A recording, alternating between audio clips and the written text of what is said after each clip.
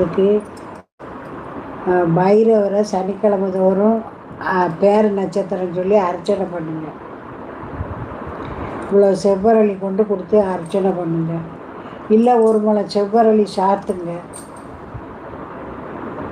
சனிக்கிழமை தோறும் அர்ச்சனை. சனிக்கிழமை தோறும் ஆஞ்சநேயரை 12 பிரகாரம் சுற்றுங்க. நல்ல ஒரு துணையை காட்டு ஆண்டவனே, எனக்கு சீக்கிரம் கல்யாணத்தை அமைச்சு கொடுன்னு கேளுங்க. முருகருக்கு 3 நெய் தீபம் போடுங்க.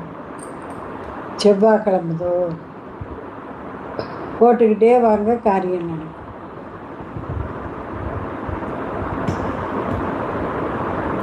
மீன ராசிக்கு இப்போ ஜென்ம சனி.